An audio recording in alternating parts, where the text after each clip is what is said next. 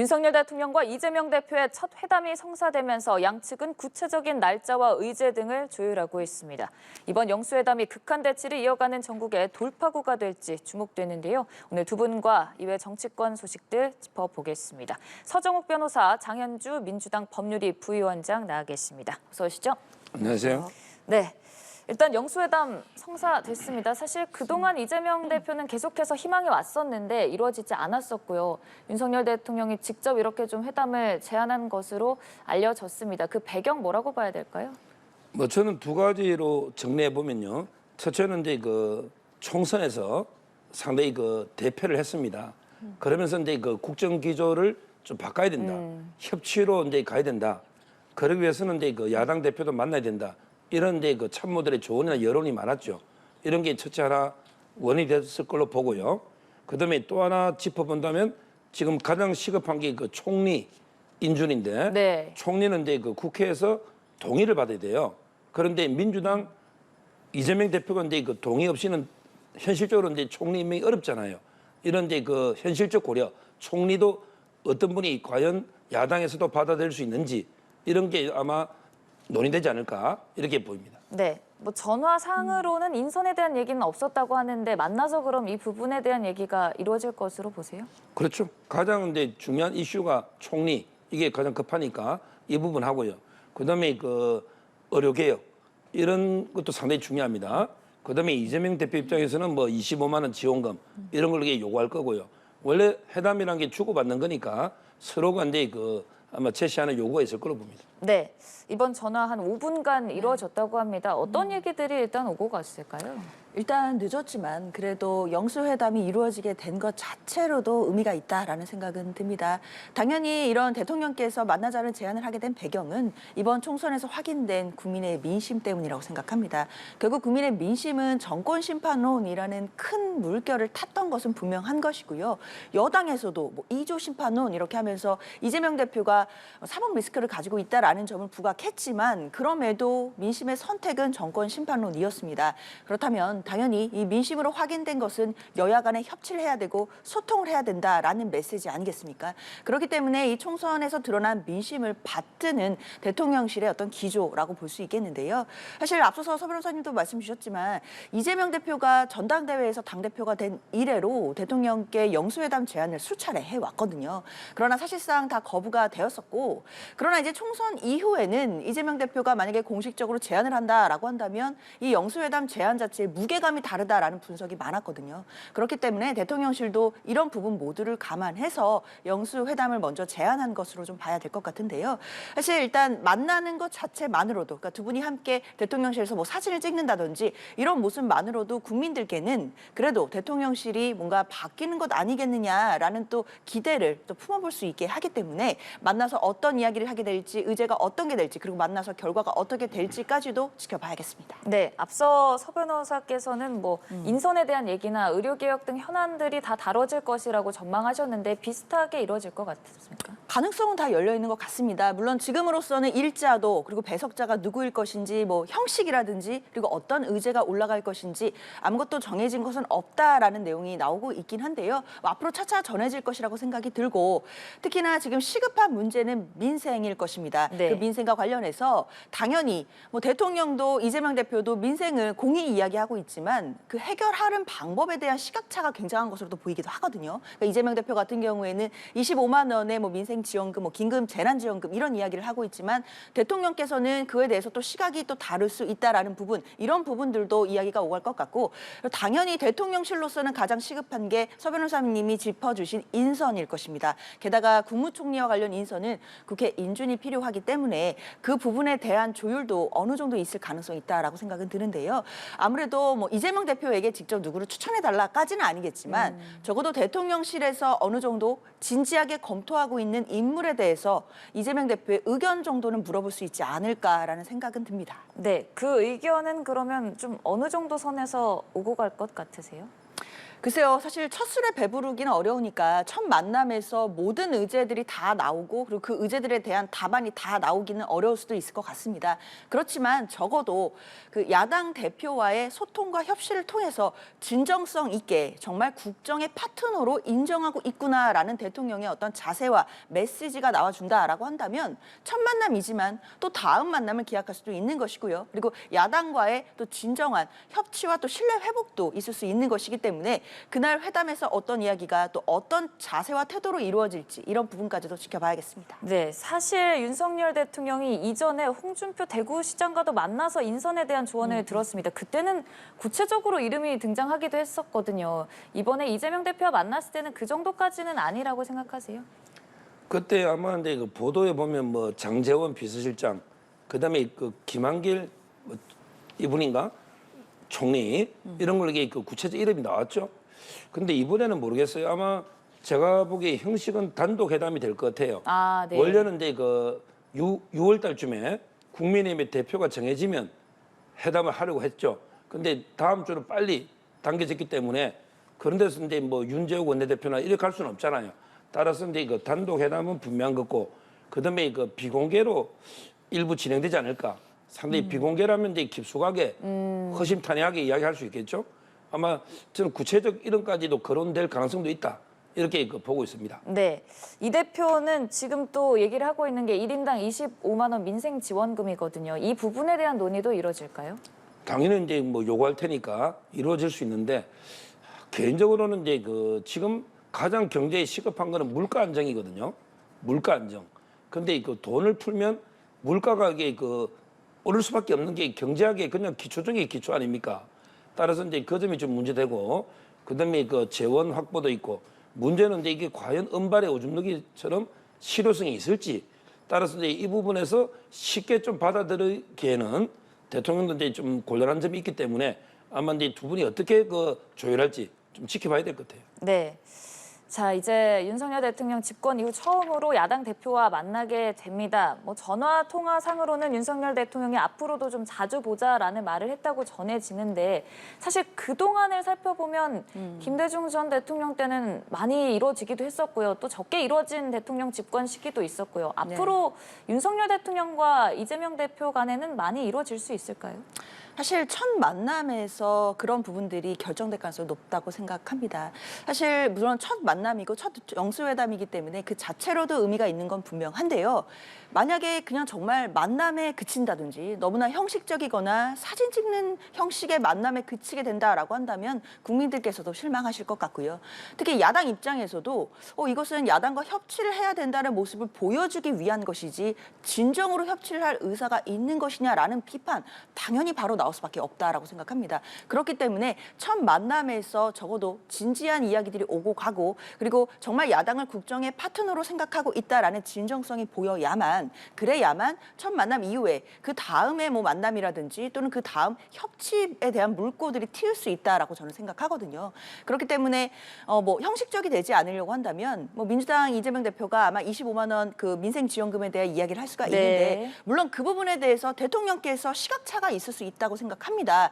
민생을 해결해야 된다라는 목적은 똑같겠지만 그것을 해결하는 방법론에 대해서는 시각차가 있을 수 있고, 그런 부분도 서로 존중할 수 있을 것 같은데요. 다만 대통령께서 이재명 대표의 어떤 25만 원 민생 지원금에 대해서 다른 의견이 있으신다라고 한다면 정부의 대안이 무엇인지 이런 부분에 대한 진지한 또 답안이 나와야 된다라는 생각 들거든요. 그냥 단순히 야당 대표가 하는 것에 대해 포퓰리즘 아니냐라고 하면서 거절하신다라고 한다면 또 야당 입장에서는 협치를 하고자 하는 의사가 있느냐라는 물음이 나올 수밖에 없을 것 같습니다. 그렇기 때문에 야당 대표가 어떤 제안을 한다라고 한다면 이 제안에 대해서 시각차가 있으시다면 그것에 대한 집권 여당과 정부의 어떤 책임 있는 또 다른 대안이 무엇인지 이런 얘기들이 함께 나와야 생산적인 방향으로 갈 수 있지 않을까 생각합니다. 네, 당장 다음 주에 어떤 모습으로 좀 펼쳐질지 확인할 수 있을 것 같은데, 사실 윤석열 대통령과 이재명 대표는 뭐 대선 레이스도 함께 치렀었잖아요.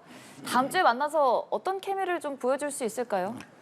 실제 뭐 총리라든지 네. 또는 이제 25만 원 이런 민생은요, 뭐 겉으로 내세우는 데 명분이고, 진짜 중요한 거는 아마 이제 그 이재명 대표 입장에서는 사법 리스크 하고 이제 그 과연 이화영 부지사 선고됐을 때 추가로 영장을 칠 건지 아니면 이제 기소 이런 게 본인한테는 진짜 중요하고 또 대통령 입장에서도 이제 그 최상병 특검법은 사실상 이제 윤석열 대통령을 겨냥하고 있는 이런 데 법이거든요. 거기에 또 김건희 여사 특검법도 있잖아요. 진짜 중요한 거 이런 데 본인한테는 다 이런 데 특검법 그다음에 그 사법 리스크 이런 게 있기 때문에 이게 과연 조율이 될 수 있는 사안인지 또 이게 조율한 데서 대통령이 사법 리스크에 개입할 수도 없거든요. 현행법상으로는 이제 직접 총장의 뭐 지휘도 안 되고 법원에 개입도 못 하잖아요. 그렇다면 이게 뭐 어떻게 될지 저는 이런 부분이 협의가 안 된다면 과연 이게 실질적인 성과가 나올 수 있을까? 상당히 좀 회의적인 시각도 들어요. 네, 현안이 산적한 상황에서 과연 어떤 만남이 이루어질지 다음 주 중에 좀 확인을 할 수 있을 것 같고요. 윤석열 대통령 지지율도 좀 얘기를 해보겠습니다. 한국갤럽 조사 결과가 나왔는데요. 좀 자세하게 살펴보도록 하겠습니다. 3주 전 조사보다 11%포인트 좀 떨어지면서 국정 지지율이 긍정이 23%, 부정이 68%로 나타났습니다. 일단 이 결과에 대한 분석을 좀 들어볼까요? 한마디로 이제 그 보수층이 이탈한 거죠. 원래 이제 조국 지지하는 분들 중에 이거는 거의 99%가 윤 대통령 비판적이에요. 따라서 이제 이탈하려 해도 이탈할 표가 없어요. 민주당 지지자도 이제 마찬가지입니다. 결국 TK나 PK 보수층에서 이제 그 총선 패배하면서 이제 실망감이라든지 이런 부분에서 이제 그 많이 이탈이 됐고요. 저는 조금 더 그 바닥을 다지려면 조금 더 떨어질 수도 있겠다 이런 생각은 들어요. 왜 그러냐면 이제 그 최근에 박영선 총리나 네. 양정철 비서실장 여기에 대해서 이제 그 보수층에서 상당히 그 이러려고 이제 정권 교체했는가 이런 데 그 비판이 많은 게 아직 여론조사에 반영이 좀 덜 됐고요. 그다음에 이재명 대표하고 영수회담 한다 해서 보수층에서 보면 상당히 그 비판적인 분도 많아요. 왜 그러냐면 이제 그 지지율이 아주 떨어졌을 때 뭔가 이제 백기투항 항복하는 식으로 이제 영수회담이 잡히니 오히려 이제 그 보수층에서는 더 비판적으로 보는 분도 있어요. 아마 중도나 이쪽에서는 이게 약간 오를지 모르겠지만 대화를 하니까 그런데 문제는 진보층에서도 이재명 대표하고 만난다 해서 과연 윤석열 대통령을 지지할까? 그 점에서 본다면 이게 과연 영수회담이 지지율에 도움이 될까? 이런 이제 또 회의가 듭니다. 그래서는 아마 이제 잘못하면 뭐 한 10% 후반까지도 다음 주에 떨어질 가능성도 있다. 물론 이제 그 어느 정도 그 다음부터 반등을 하겠지만 실제 그 지지율은 좀 상당히 심각한 이런 이제 국면으로 보는 게 맞아요. 네, 일단 지금 조사 23%만으로도 취임 이후 가장 낮은 수치인데 뭐 최근에 있었던 인선의 하마평에 오른 자들에 대한 인물에 대한 부정적인 평가 또 뭐 영수회담이 성사되는 것 자체가 윤석열 대통령 지지율에는 좀 부정적인 영향을 끼쳤다는 분석을 내줬습니다. 어떻게 좀 생각하세요? 사실 뭐 서 변호사님이 짚어주신 부분에서는 결국 보수 진영에서의 이탈이 있을 수 있다라는 측면으로 보입니다. 네. 물론 보수 진영에서도 윤석열 대통령에 대해 지지를 철회하시는 분도 나올 수 있다라는 생각이 드는데요. 저는 가장 큰 본질적인 이유는 사실 총선이 끝난 지 지금 벌써 열흘 가까이 되고 있거든요. 총선의 결과는 결국 국민의힘의 참패였던 것이고 그 참패의 원인은 여러 가지가 있겠지만 결국 민심이 정권 심판론이라는 야당의 이야기에 손을 들어준 것 아니겠습니까? 사실 총선 참패 이후에 대통령실과 대통령이 보여준 국민적인 메시지라든지 그다음에 나왔던 뭐 여러 가지 이야기들 그리고 인사 난맥상에 대한 여러 가지 메시지가 혼란이 있는 이런 부분들이 모두 반영이 돼서 결국 지지율이 이제 급락을 했다라고 볼 수밖에 없을 것 같습니다. 결국 총선 이후에는 국민들께서 국정 기조가 변화되고 야당과 협치하는 모습 그리고 뭔가 대통령실이라든지 그다음에 정부의 어떤 그 조직 자체가 개편되거나 인사가 혁신되는 모습들을 기대하셨을 텐데요. 사실 인물에 대해서도 인사쇄신이 아직까지 지금 제대로 이루어진 부분들이 없거든요. 그 과정에서 뭐 박영선 전 장관에 대한 뭐 하마평이 올라온다든지 이 과정에서 인사 난맥상을 고스란히 보여주는 메시지가 혼란스러워지는 그런 모습들이 그대로 드러난 장면들이 있었습니다. 그렇기 때문에 국민들께서 보시기에는 아직까지도 대통령실과 집권 여당이 여당이 국민의 민심을 제대로 이해하지 못한 것 아니겠느냐라는 여론도 분명히 있었다라고 생각이 들고요. 그런 부분들이 다 반영이 돼서 대통령 지지율에도 영향을 미친 거라고 봐야겠습니다. 다만 저는 총선 이후에 이 영수회담을 그래도 대통령께서 이제 받아주신 것 자체는 그래도 민심에는 어느 정도 긍정적인 영향을 미칠 가능성은 남아 있다고 보거든요. 그래서 만약에 다음 주에 이재명 대표와의 영수회담을 통해서 뭔가 진지하게 야당과의 협치하겠다라는 기조가 바뀌는 모습들을 보여주신다라고 한다면 또 민심도 그에 따라 반응할 수도 있겠다라는 생각도 해봅니다. 네. 이번엔 이제 당내 상황도 좀 짚어보도록 하겠습니다. 국민의힘은 총선 참패 이후에 당을 수습하는 데 박차를 가하고 있는 상황인데 비대위 형식을 두고도 좀 얘기가 나옵니다. 비대위 형식, 혁신형이냐, 뭐 관리형이냐 어떤 부분에 방점을 찍어야 된다고 보세요? 지금 이제 2년 동안에 지도부가 5번이나 바뀌는데요. 네. 또 이제 그 혁신형 비대위 이거는 말이 안 된다고 저는 봅니다. 혁신형 비대위는 이제 새로 외부에서 비대위원장이나 영입해서 계획을 하는 건데 그럼 이제 결국은 비대위 체제로 오래 갈 수밖에 없는 거죠. 네. 저는 혁신형 비대위가 아니고요. 혁신형 지도부를 꾸리면 된다고 봅니다. 무슨 말이냐면 이제 비대위는 최소한 짧은 기간 관리형으로 하고 그다음에 새로 지도부를 전당대회를 조기해서 그때 그 구성할 때 혁신형으로 지도부를 구성하면 되는 거 아닙니까? 이제 비대위도 너무 많으면요. 이게 무감각해지는 거예요.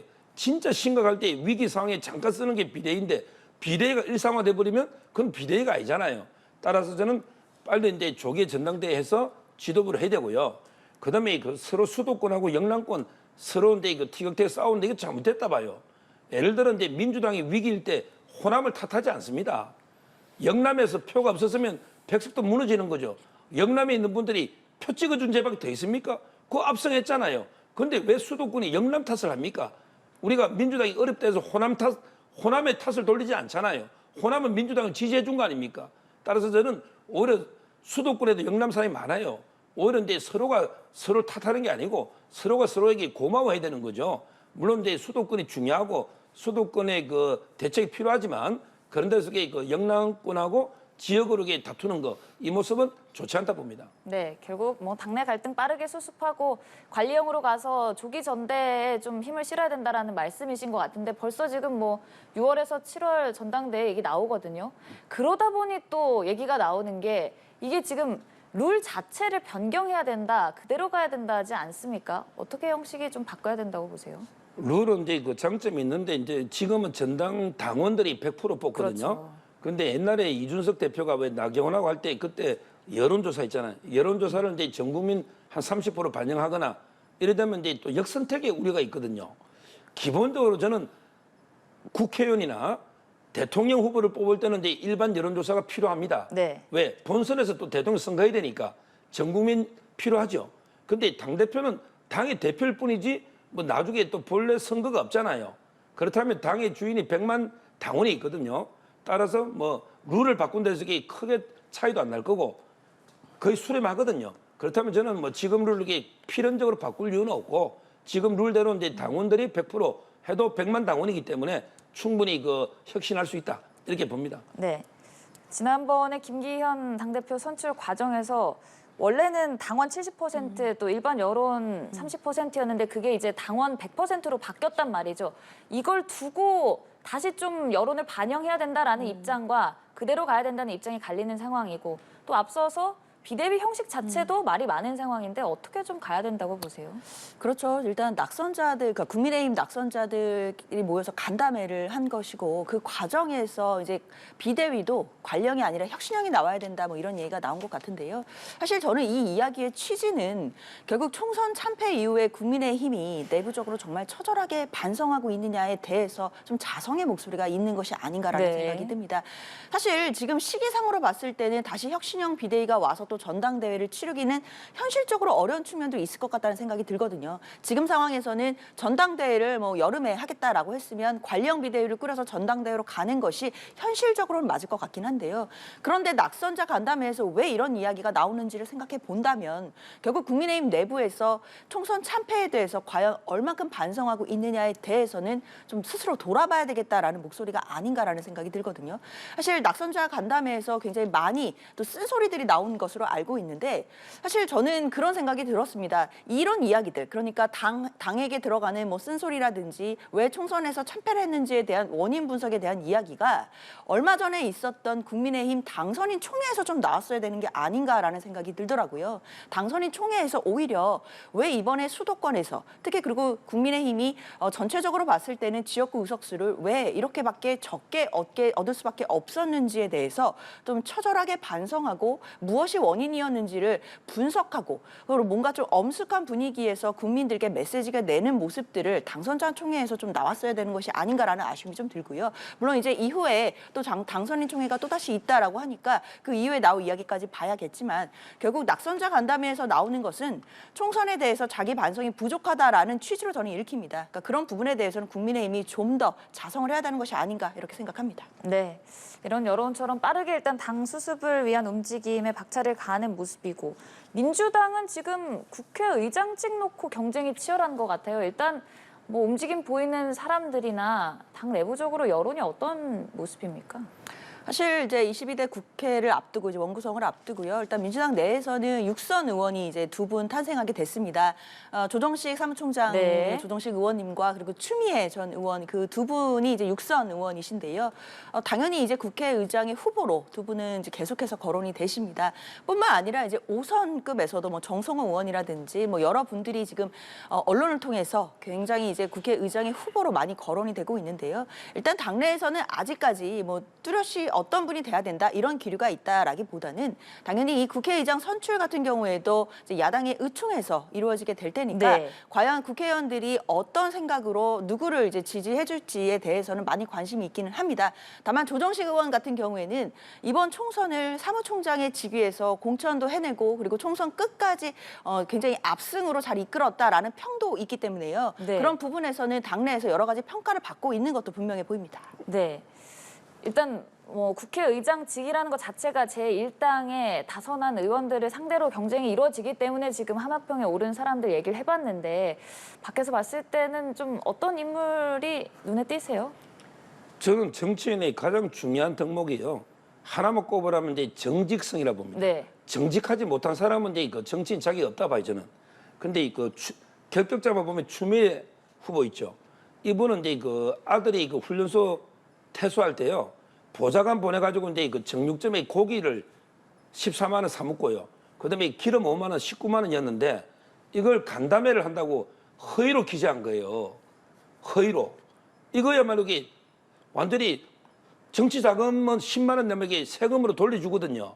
국민의 혈세를 완전히 아들 소고기 사준 데 쓰고 허위로 간담회했다고 기재해서 벌금 50만 원 받은 전과자입니다. 이걸로 이게 어떻게 의정합니까? 어디 외국에 부끄러워서 저는 이것만 봐도 이게 정치인으로서 저는 자격이 없다 봐요. 정치인으로서 그렇잖아요. 허위 간담회로 꾸미고 정치자금법 이게 제2의 법합니다. 김혜경 씨 재판받고 있는 거 있잖아요. 그거 똑같은 거예요. 정치자금 카드나 그다음에 경기도의 카드나 국민의 세금으로 보조된다는 거는 똑같거든요. 이렇게 정직하지 못한 분들은 정치하면 안 됩니다. 따라서 추미애 또 이거만 있습니까? 지금 추미애 아들이요. 아들이 군무 이탈 의혹으로 이제 그 재기 수사 명령이 내려졌잖아요. 그래서 이제 수사 다 마치고 소환을 했어요. 근데 터키로 나가가지고 보도해 보면 아직 안 돌아와서 지금 이제 공항에서 지명 통보 이게 기소 중지와 똑같거든요. 지명 통보라는 게 공항에 들어오는 순간에 검찰이 통보대가 빨리 소환하는 우리 옛날에 그 이종섭 대사는 외국에 도망 안 갔습니다. 대사가 어떻게 도망을 갑니까? 근데 추미애 아들은 뭡니까 이게? 이거야말로 이게 외국 가서 검찰이 소환하는데 안 들어오고 있잖아요. 그러면 이게 아들 수사하면 그러면 추미애 의리 보좌관한테 번호 준 거 다 있지 않습니까? 그러면 이제 국회의장이 수사받으러 왔다 갔다 하면 이게 나라가 어떻게 되겠습니까? 저는 이렇게 수사 중이거나 아니면 이게 정치자금법으로 전과가 된 이런 분들은 이제 좀 빼야죠. 네. 뭐 아직 당 내에서는 윤곽이 잡히지 않은 상황이라고 했습니다만 이재명 대표가 좀 힘을 실어줄 인물이라든가 얘기가 나오는 사람이 있을까요? 아직 그런 것이 눈에 보이지는 않고요. 다만 이제 이재명 대표가 뭐 어떤 의원에게 국회의장직을 무슨 몰아주거나 이렇게 할 수 있는 분위기는 아닌 것 같습니다. 앞서서 말씀드린 것처럼 뭐 이재명 대표가 국회의장을 뭐 선출하거나 뭐 지명하거나 이럴 권한이 있는 것이 전혀 아니고요. 결국에는 의원들의 투표로 무기명 투표로 선출이 되는 것이기 때문에 사실상 당 내에서 어떤 의원이 뭐 6선이든 5선이든 어떤 의원이 좀 더 의원들의 신뢰를 받고 있고 그리고 일을 잘할 것으로 또 지지를 받고 또 그런 부분에 대해서 마음을 얻을 수 있을지 이런 부분이 중요한 것이지 대표가 그런 부분들에 대해서 뭐 지지를 해주거나 뭐 몰아주거나 이런 것은 또 현실적으로 민주적인 절차상 불가능해 보입니다. 네, 알겠습니다. 양당 모두 제22대 국회 새로운 출발을 위한 정비 계속해서 좀 빠르게 이루어지는 상황인데요. 지금 22대 국회가 시작되기도 전에 벌써부터 21대 국회 내에서도 좀 빠르게 움직임이 있는 부분이 있습니다. 최상병 특검법, 야권에서 좀 강하게 움직임을 보이고 있거든요. 빠르게 처리될 것 같나요? 이거는 이제 최상병 특검이 아니고 저는 윤 대통령을 겨냥한 이런 특검으로 보는데요. 최상병이 이제 그 민간이 수색하다가 이제 안타깝게 순직한 거는 다 동영상이나 동료들 정인에 의해서 경위는 밝혀졌죠. 그다음에 그 어디까지 책임 있는가? 지금 경북지방경찰청에서 수사 중에 있거든요. 그다음에 위에 관련자 부분은 공수처에 고발했잖아요, 민주당에서. 그래서 이제 이종섭 대사가 들어오지 않습니까? 이렇다면 이제 공수처에서 수사 중에 있는데 이 공수처를 누가 만들었습니까? 민주당에서 이런 일 하라고 그 예산 수천억 들여가지고 만들었는데 공수처는 못 믿겠다. 따라서 이제 특검하자. 이게 말이 됩니까? 저는 공수처를 좀 이게 수사 결과를 한번 지켜보시고 미진하면 그때 하시고 그다음에 박정훈 대령에 대해서 재판 중에 있습니다. 항명. 원래 재판에 관여하는 건 이게 특검이 안 되거든요. 그 결과도 좀 보시고 어차피 이게 규명하는데 뭐 몇 달 빠르냐 늦냐 그 규명이 달라지는 건 아니잖아요. 저는 충분히 공수처와 법원 판결을 보시고 해도 된다. 이렇게 저는 개인적으로 봅니다. 네.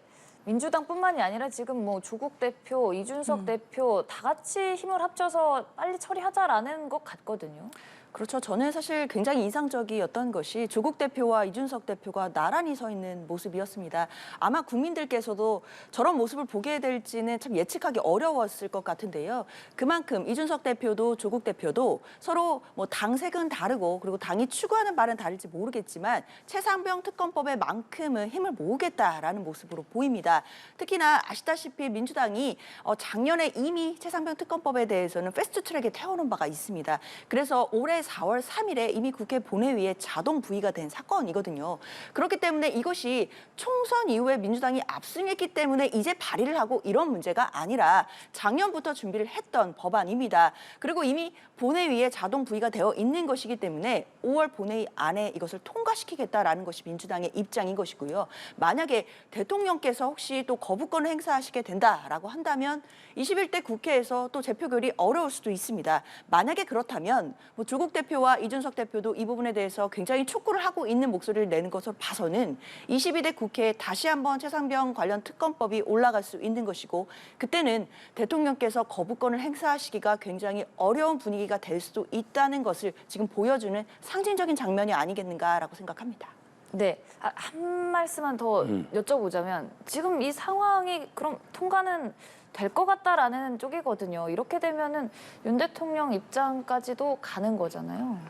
지금 이제 그 대통령실로도 이제 그 상당히 고민은 될 겁니다. 왜냐하면 국민의힘에서도 이제 공공연하게 뭐 안철수 의원처럼 또는 이제 김재섭 의원도 그랬나 공공연하게 이제 그 찬성해야 된다 이런 데 분들이 있기 때문에 지금 이제 언제 할지는 이번에 5월 31일까지 해도 100몇 석이고 그다음에 그 후에도 108석에 불과하기 때문에 만약에 대통령이 거부권 행사하더라도 그런데 국회에서 3분의 2가 돼버리면요 또 이제 확정이 되잖아요. 그렇다면 이게 더 큰 파문이 있기 때문에 아마 대통령실로서도 상당히 고민은 되는데 뭐 저는 통과 여부를 떠나서 법리적으로는 이게 저는 말이 안 된다 보고요. 그런데 민주당에서 공수처에 고발해가지고 출국금지 했지 않습니까? 그러면 이제 공수처는 어떨 때 쓰는 겁니까? 차라리 공수처를 폐지하든지 뭐 중요한 거는 특검이 하면 공수처는 아무것도 없잖아요. 이런 이제 문제가 있다 봅니다. 네, 알겠습니다. 여러 가지 정치권 얘기 나눠봤습니다. 서정욱 변호사, 장현주 민주당 법률위 부위원장과 함께했습니다. 고맙습니다. 감사합니다.